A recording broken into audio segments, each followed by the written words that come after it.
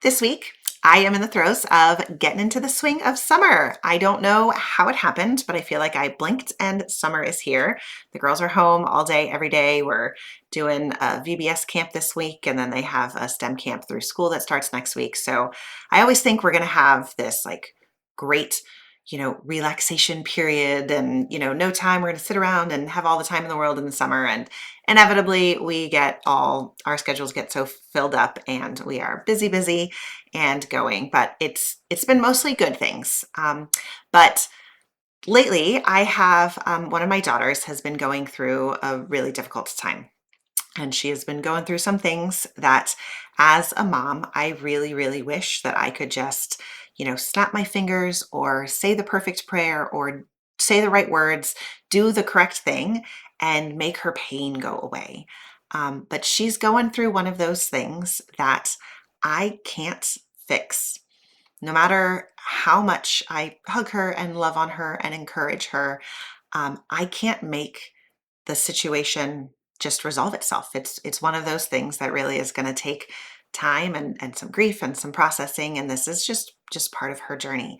And it's been so challenging as a mom to watch my daughter suffer in such a profound way and feel like I can't do anything to help her. Like I'm so powerless and I feel like I'm failing her as a mom.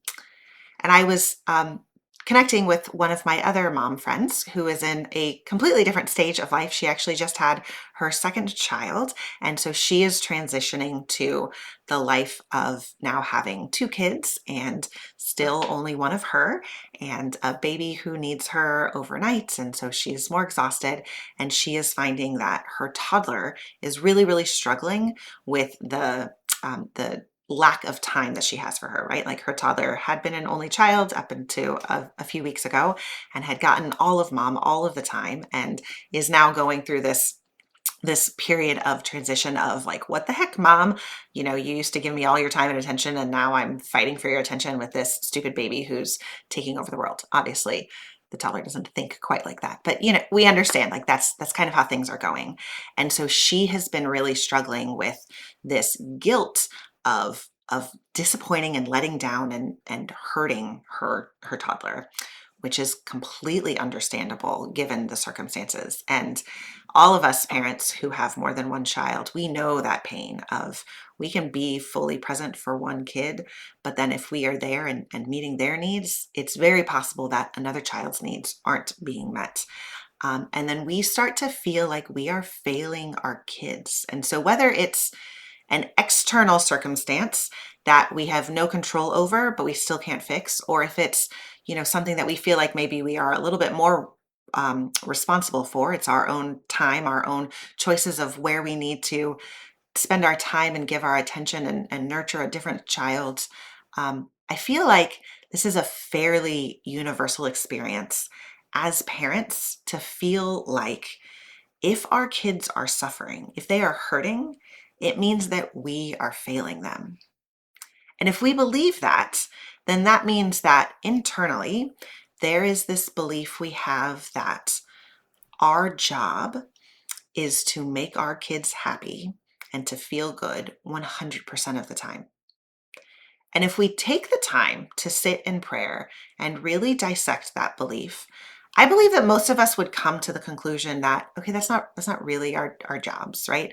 We don't want spoiled, rotten kids who are never told no, who get everything that they want, who don't understand that the world doesn't revolve around them, right? Like part of our job as parents is to train them in being able to recognize that there are other people and other people have needs and they don't always come first in the world. Like that's being a good human.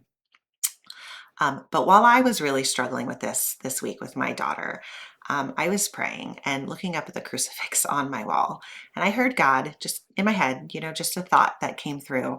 But it was so clear because I looked at the cross, and God the Father said, "Do you think that I loved Jesus less when he hung on the cross? Do you think that I was failing him or not being a good dad when I let him endure the cross?" And of course the answer is no. Like God the Father is the ultimate father, and Jesus is the ultimate example. And Jesus himself wasn't spared from the suffering. And we know that Jesus lived a perfectly human life, the most authentic human life. And his life wasn't spared of suffering. And so that means that suffering is part of an authentic and perfectly human life. And it is not our job as parents to prevent our kids from suffering. And so what do we do when our kids are hurting and we can't fix the situation? We can't change the situation. We can't magic them into just feeling good and the pain from going away. And I believe that our answer comes from the cross also. But at the foot of the cross, we see Mary, Jesus's mother, the perfect example of parenthood. And she is just there with Jesus. She doesn't take the cross away. She doesn't take his pain away.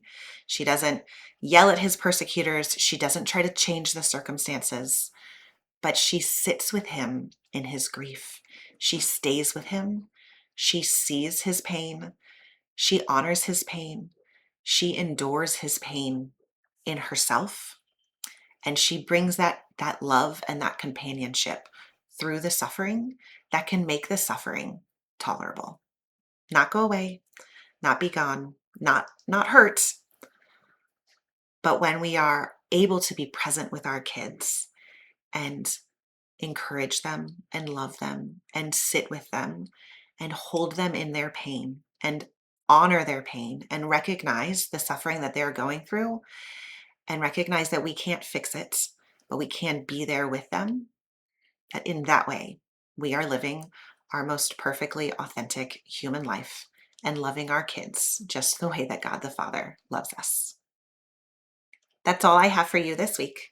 I'm Maria Riley, just a sinner in the throes of trying to be a saint.